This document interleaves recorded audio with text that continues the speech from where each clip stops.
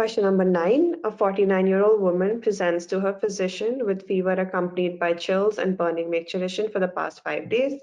She is an otherwise healthy woman with no significant past medical history and has an active sexual life. On physical examination, her temperature is 103, pulse rate is 90, blood pressure 122/80, respiratory rate 14. Examination of the abdomen and genitourinary region do not reveal any specific positive findings. The physician orders a urinalysis of fresh unspun urine for this patient, which shows 25 WBCs per ml of urine. The physician prescribes an empirical antibiotic and other medications for symptom relief. He also orders a culture of the urine. After 48 hours, the woman returns to the physician to report that her symptoms have not improved. The bacterial culture report indicates the growth of a gram-negative bacilli, which is lactose negative, indole negative, which produces a substance that can hydrolyze urea to produce ammonia. Which of the following is the most likely cause of this infection? Is it Citrobacter, E. coli, Enterobacter, Klebsiella, or Proteus mirabilis? So the biggest clue in this question is really knowing the characteristics of this organism. If you can identify which of these is lactose negative, indole negative, produces urease, all of that would just lead you in the direction of the answer. This again, the question seems very long and intimidating, but really it just comes down to this last sentence.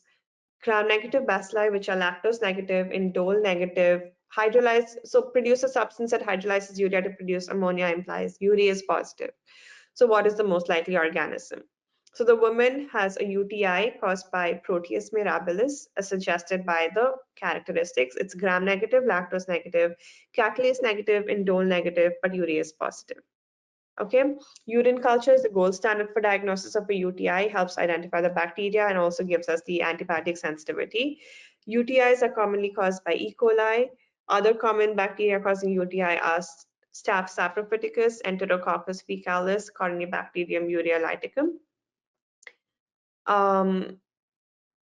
And these species, they cause 1 to 2% of UTIs in healthy women, 5% of hospital-acquired urinary tract infections, 10 to 15% of complicated urinary tract infections. They can be readily isolated in the lab, and they're characterized by swarming motility on agar plates. That's another high yield point to remember. This is something they can give you in the question stem, and you should be able to recognize that they're speaking about Proteus. Okay, they produce urease, which catalyzes the hydrolysis of urea and to produce ammonia. Therefore, infection due to this is associated with alkalinization of urine, which is associated with precipitation of specific organic and inorganic compounds and the true white stones. So this is a very high yield point. You must have come across this in your renal pathology. But alkalinization of urine is associated with organisms that produce urease, and that's associated with the formation of true white stones. Okay, another thing you need to remember about Proteus is that they produce hydrogen sulfide, but they are lactose negative, indole negative. Okay, so those would be your high yield points to remember. Just remember the characteristics and the swarming motility. It's all negative, catalase, indole, lactose, but its urease positive. Thanks for watching. Please give a thumbs up and subscribe for more.